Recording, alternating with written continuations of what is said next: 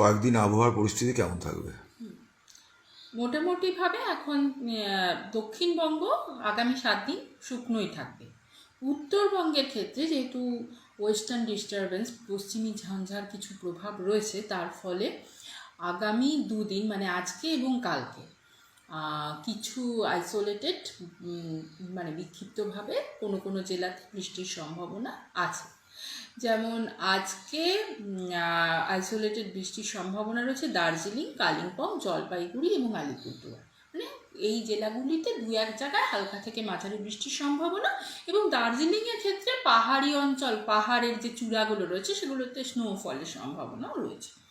আর day 2 মানে আগামীকাল দার্জিলিং এবং কালিম্পং জেলাতে হালকা থেকে মাঝারি বিক্ষিপ্ত বৃষ্টিপাতের সম্ভাবনা, এবং বাকি জায়গাগুলি মোটামুটি ড্রাই থাকবে। এবং আগামী পরশু থেকে উত্তরবঙ্গ শুকনো হয়ে যাচ্ছে, আর তারপরে সেরকম কোনো বৃষ্টির সম্ভাবনা নেই। আর হালকা থেকে মাঝারি ফগের সম্ভাবনা আগামী পরশু সকালে দার্জিলিংয়ে রয়েছে। আর এছাড়া উল্লেখযোগ্য সেরকম কোনো ওয়েদার থাকবে না মোটামুটিভাবে আমাদের 2 বঙ্গ মিলিয়েই। আর এর মধ্যে ওটাই বলা বাকি ছিল।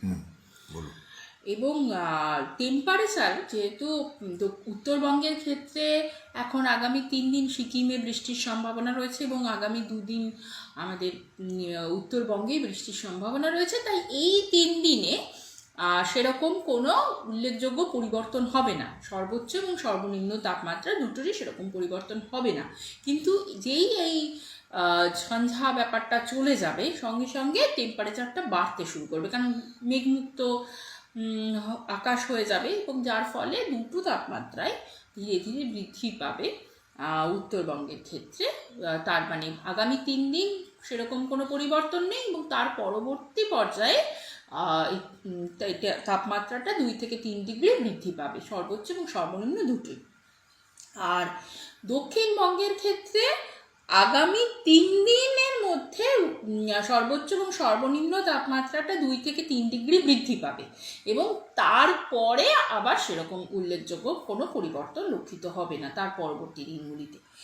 আর মোটামুটি এটা আমরা যেটা বলছি, এটা 7 দিন অবধি, মানে 3 + 4 আর কি। মানে উত্তরবঙ্গের ক্ষেত্রে প্রথম 3 দিনে বাড়লো, তারপরে প্রথম 3 দিনে একরকম থাকলো, তারপরে 4 দিনে বাড়লো। আর দক্ষিণবঙ্গের ক্ষেত্রে প্রথম 3 দিনে বাড়লো এবং তারপরে 4 দিনে একরকম থাকলো।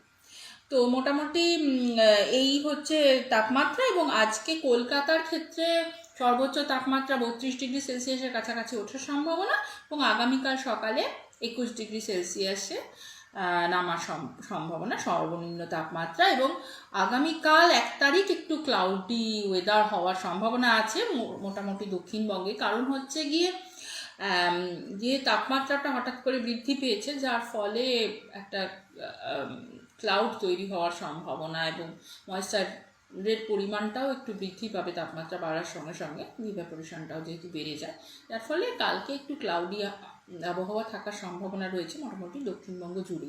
আর উত্তরবঙ্গের ক্ষেত্রে তো ক্লাউডি আবহাওয়া থাকবেই আগামী 3 দিন, মানে যতক্ষণ এই ওয়েস্টার্ন ডিস্টারবেন্সের প্রাদুর্ভাবটা রয়েছে ততক্ষণ অবধি থাকবে। তারপর মোটামুটি আবার মেঘমুক্ত আকাশ হওয়ার সম্ভাবনা রয়েছে, সেটা আগেই বললাম। তো মোটামুটি এই পর্যন্ত।